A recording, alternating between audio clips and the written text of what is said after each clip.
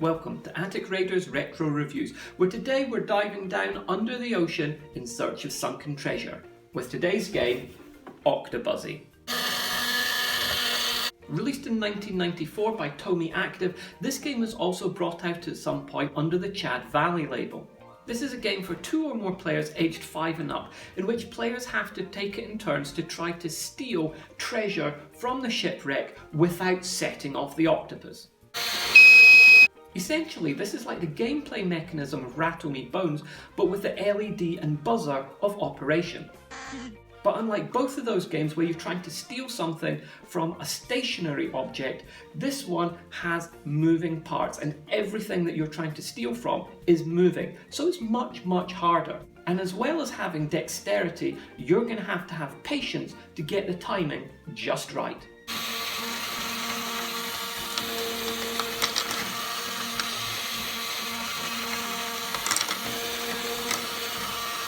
There really isn't a lot to say about the box on this one. It's not one that I like at all.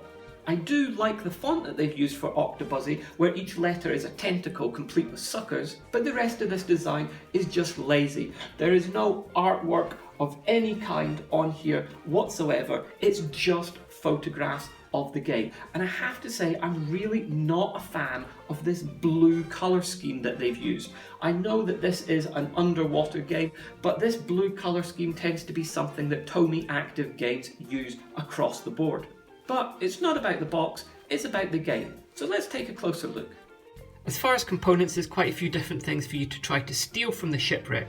3 different sizes of bottle, 3 different eggs, 3 different sizes of pearl, 3 different cannonballs, 3 old boots, and there's supposed to be 3 coins here. Obviously, I'm missing one of them.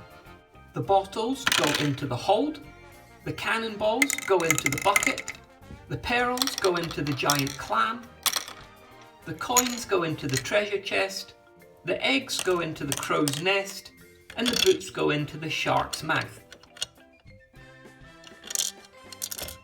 The game itself with this 3D design looks really nice. It's nice and chunky and sturdy, and the 3D elements look great. But how is it to play? To find out what you need to try to steal from the shipwreck, you have to spin the ship's helm here. So it might be eggs from the crow's nest, or gold coins from the treasure chest,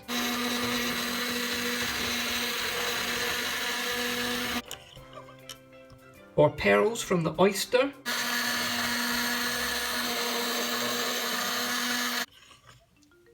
or bottles from the ship's hold,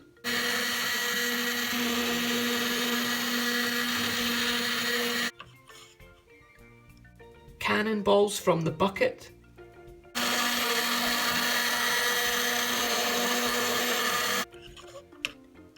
or boots from the shark's mouth.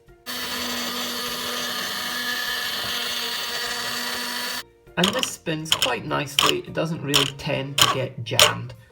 Once you've spun what it is that you're going to try to steal from the shipwreck, you've then got a choice of 3 utensils that you can use to pick them up with. You can either use a spoon, some fish-shaped tweezers, or a paddle or oar. The spoon, of course, is probably best for those round objects like the cannonballs, the eggs, and the pearls, whereas the tweezers are probably much better for the coins and the boots. The oar seems to have been designed specifically for just picking up the green bottles, but it's pretty tricky to use, and you might even be better using something else like the tweezers. One of the main drawbacks with this is that once it is switched on, it is loud, and this is really not something you want to be sitting through for a whole game.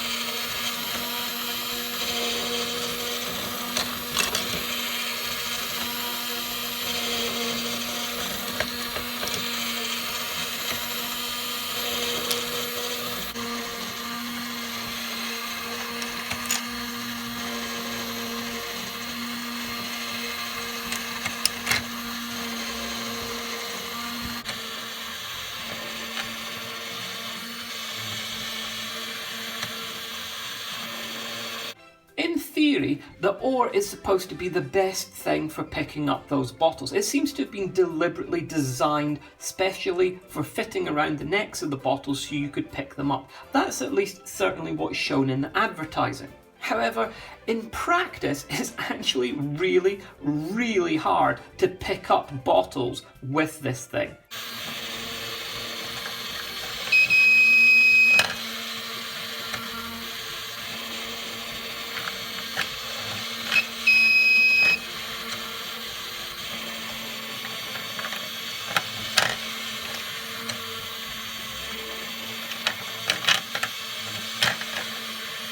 It's much easier to use it to flick them out of the hold. And that just tends to be a much better strategy. Or you can use the tweezers. The tweezers for the bottles are much, much better than the oar.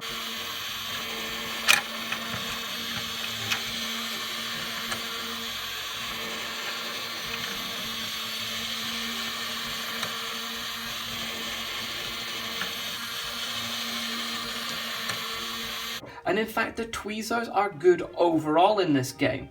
Whereas I said before that the spoon would probably be the better thing for getting out those round items, actually the tweezers work a lot better than the spoon, because with the spoon you have to push against the sides of the containers that those items are in, which you don't need to do with the tweezers, and so you're much less likely to set off the buzzer. Overall, getting items out of the shark's mouth is by far the hardest. It does not matter what implement you use, even if you're using the tweezers, which are definitely the best, it is so hard to get those boots. This is not a game that I think children are going to find very easy. As an adult with that shark, it is really hard even for me.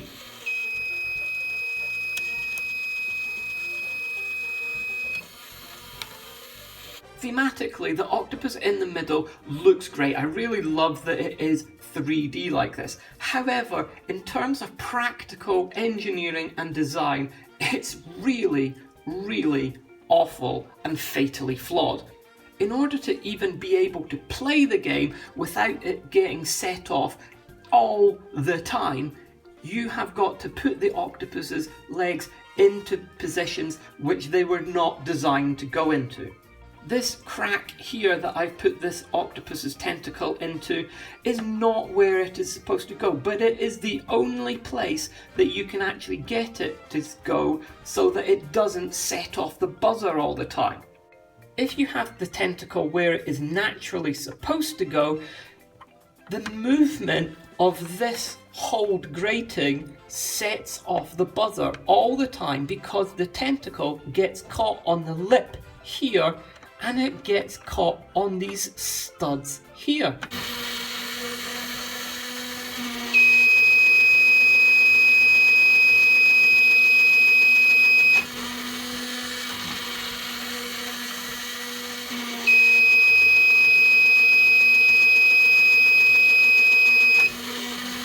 It just won't work. And another problem is that this tentacle here will not stay in the treasure chest. It will just keep coming out all the time with the movement of this lid coming up and down. And even if it did stay in all the time, as it's meant to, the way it's been designed, the tension in this tentacle actually means that the tentacle itself pushes down on the treasure chest lid and activates the buzzer every time the treasure lid opens.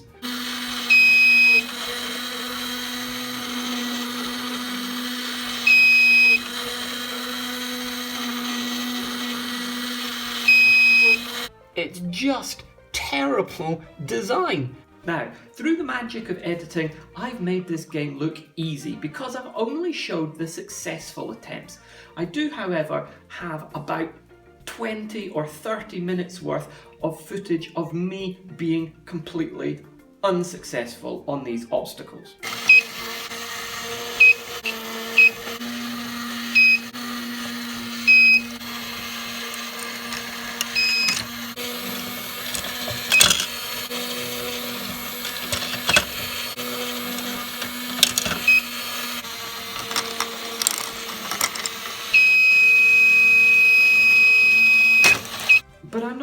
make anybody sit through all of that. Suffice to say, this game is actually really hard.